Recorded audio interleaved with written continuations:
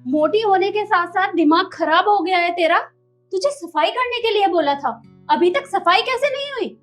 Mummy जी, मैंने सारा काम कर तो दिया है। ऐसे होता है काम? देख, जुबान लड़ाने की जरूरत नहीं है मुझसे। जितना बोला है सिर्फ उतना कर। जा और जाके दोबारा सफाई कर। पर मम्मी जी, मैंने पूरे घर की सफाई कर दी है। अब मैं इतना सारा काम वापस कैसे कर सकती हूँ? अच्छा, तो अब तू मुझसे उल्टी जुबान लड़ाएगी? देख, दिमाग खराब करने की जरूरत नहीं है। सफाई करने के लिए बोला है ना, तो जा और जाके दोबारा सफाई कर, समझी?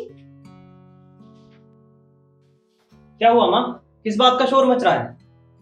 देख ना बेटा, तेरी बहू को मैंने सफाई करने के लिए बोला था और ये मुझसे जुबान लड़ा रही है। क्या तेरी इतनी हिम्मत हो गई, तू मेरी माँ से अब जबान लड़ाएगी? अगली बार जबान लड़ाने से पहले ये थप्पड़ याद कर लियो, समझी? अब जाके जो काम माँ ने बोला है वो चुपचाप कर।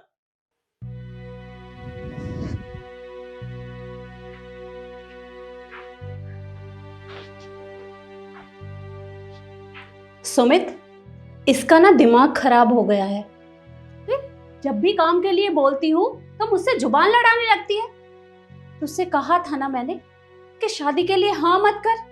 अब देख ले तू, एक काम कर, इसे इतना परेशान कर कि ये रो रो के अपने घर फोन करे और अपने भैया भाभी से कहे कि यहाँ पैसे भिजवा दो, तभी सही रहेगा। ठीक है माँ, आप जैसा कह रहे हो वैसा ही करना पड़ेगा। आप परेशान मत हो।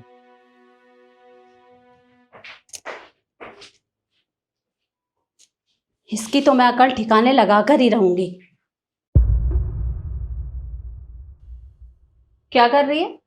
वो मम्मी जी, काम करके थक गई थी और गर्मी भी बहुत है, तो सोचा थोड़ा ठंडा पानी पी लूं फ्रिज से। अच्छा, तो तुझे ठंडा पानी पीना है?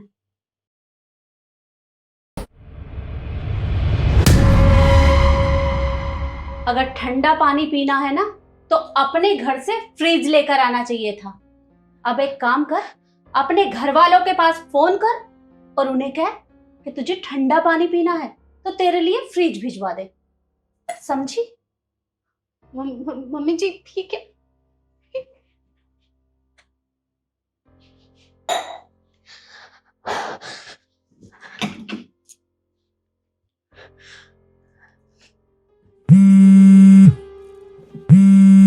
ईशु, हाँ ईशु। भाभी, भैया हैं क्या? भैया तुम्हारे तो ऑफिस निकल गए, क्यों, क्या हुआ? भाभी, मेरी सास ने मुझे बहुत परेशान करके रखा हुआ है। वो हर वक्त बस मुझे दहेज का ताना देती है कि तू अपने घर से क्या लेकर आई है, तेरे भैया भाभी ने आके तुझे दिया ही क्या है। भाभी, मुझे नहीं रहना यहाँ पे, प्लीज मुझे आके ले जाओ, प्लीज भाभी। ईशु, तो तुम ऐसी सिचुएशन में हो तो सुमित जी से बात करो ना, तुम्हें उनसे बात करनी चाहिए।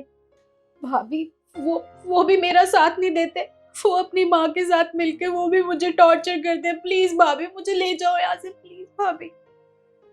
अब देखो ईशु, तुम तो अपने भैया को जानती ही हो। अगर लोगों में इस तरह की बातें होने लगी तो उन्हें बहुत जल्दी गुस्सा आ जाता है ना। अगर उनको पता चला तुम अगर घर छोड़ के यहाँ आ जाओगे तो तुम समझ सकते हो ना, सोसाइटी वाले कैसी कैसी बातें करेंगे फिर। और तुम्हारे भाई को ये सब चीजें बिल्कुल पसंद नहीं है, तो तुम खुद ही हैंडल करके देख लो अगर हो जाए। और वैसे भी ये घर घर की बातें हैं यार, 2 दिन में ठीक हो जाता है सब कुछ, इतना सीरियसली लेने की जरूरत नहीं है तुम्हें। पर भाभी, आप तो मेरी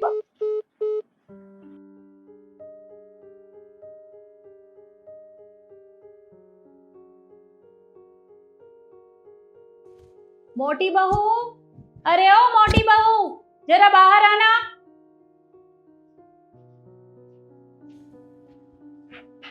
जी मम्मी जी। मैंने तुम्हें बाजार से सब्जी लाने को बोला था, ले आई?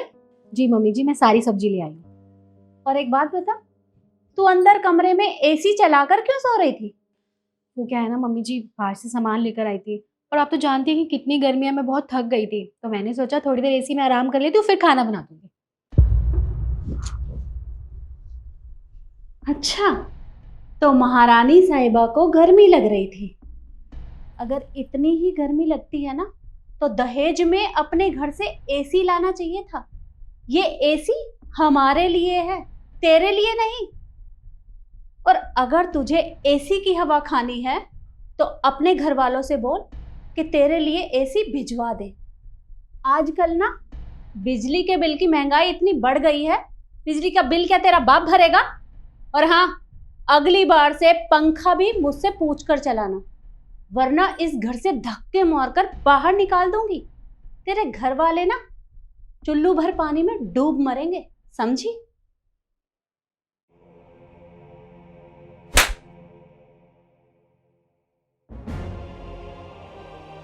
तेरी इतनी हिम्मत?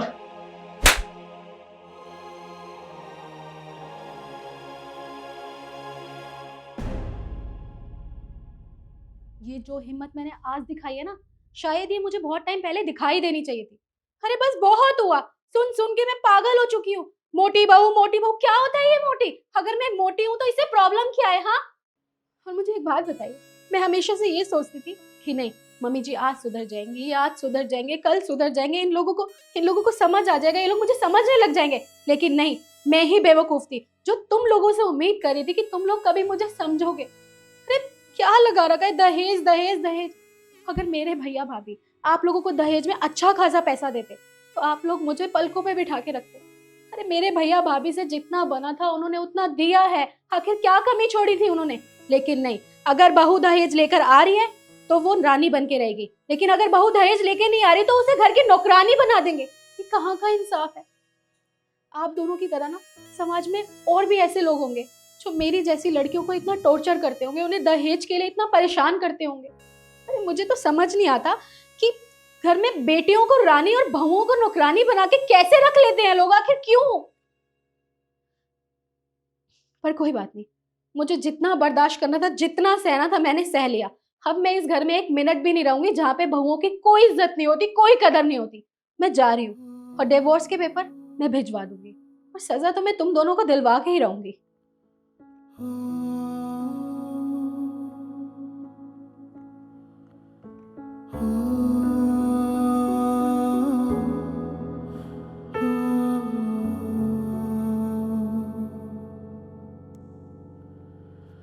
Oh